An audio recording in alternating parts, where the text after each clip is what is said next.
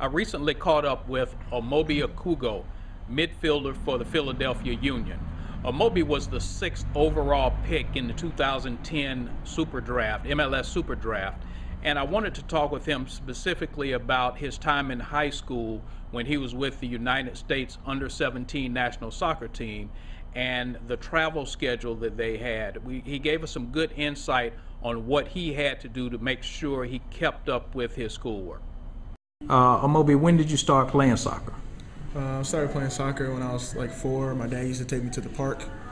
I didn't first start playing on an organized team until I went to my Catholic school.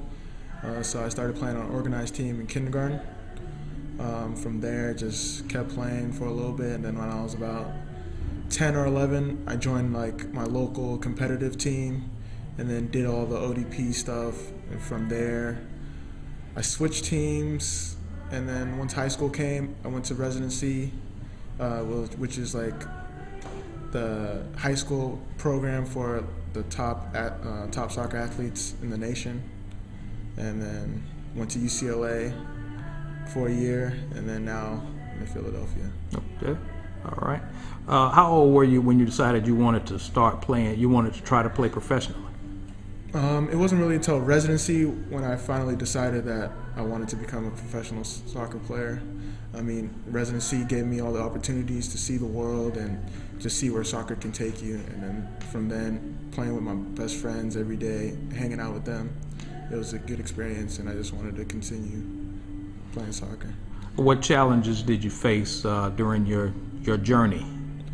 A lot of traveling, so everyone gets homesick, especially being a young kid. With school, you miss a lot of school, so you got to stay on top of things with your teachers, stay communicating with them, and then always making up tests or turning in your homework early.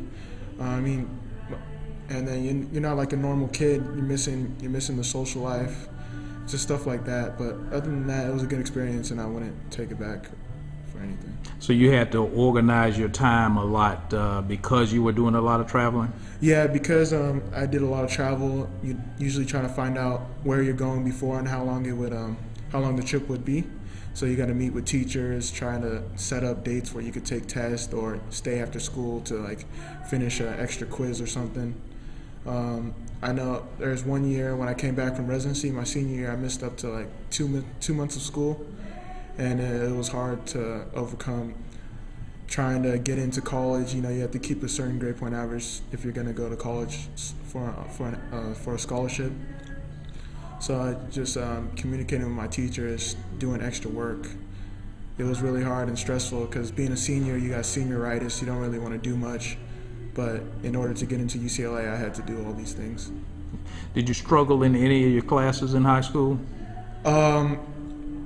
Pre-cal was kind of hard because I wasn't there for a lot of the one-on-one teaching. I had to read the book and learn on my own, being away a lot. But overall, it wasn't really a matter of the classes being hard, just whether pushing myself and not being lazy and just doing the homework and stuff like that. All right. And how important was academics and doing well in academics? How important was that in high school? It was real important. I mean, my parents pushed me all throughout school to try to get the best grades as possible, and I'm kind of self-driven myself, so I always wanted to get the best grades. It was really important for me to get a high score on the SAT so I can get into the college I wanted to go to. Not all athletes have the luxury of just getting into school. You have to do good in school as well. So I mean, I had to get a good SAT score to get my scholarship to go to UCLA.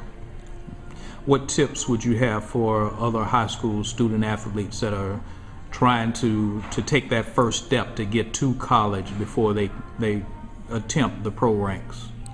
Just balance everything out. Don't put all your eggs in one basket because you never know what can happen. You need the grades to keep playing in college, so if you don't have the grades, you won't be able to play the sports you love.